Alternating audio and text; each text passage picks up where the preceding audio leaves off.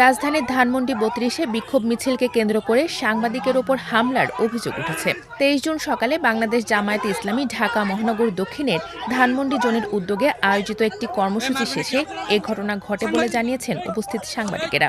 প্রত্যক্ষদর্শীদের ভাষ্য অনুযায়ী সাংবাদিকদের আওয়ামী লীগের দোসর আখ্যা দেওয়া নিয়ে পরিস্থিতি উত্তপ্ত হয়ে ওঠে।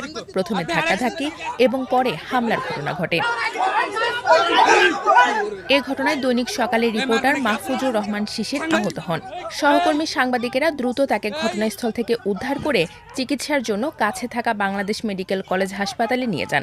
তার শারীরিক অবস্থার বিষয়ে তাৎক্ষণিকভাবে বিস্তারিত কোনো তথ্য জানা যায়নি।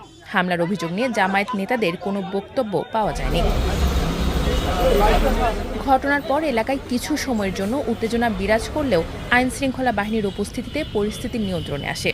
এদিকে কার্যক্রম নিষিদ্ধ আওয়ামী লীগের প্রতিষ্ঠা বার্ষিকীকে কেন্দ্র করে ধানমন্ডি ৩২ নম্বর এলাকায় নিরাপত্তা ব্যবস্থা আরও জোরদার করা হয়েছে।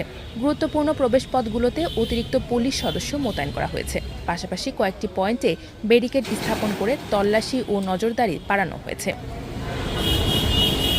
যে কোনো ধরনের অপ্রীতিকর পরিস্থিতি এড়াতে আইনশৃঙ্খলা বাহিনীর সদস্যদের সতর্ক অবস্থানে থাকতে দেখা গেছে। পুরো এলাকায় নিরাপত্তা ব্যবস্থাও ছিল কঠোর।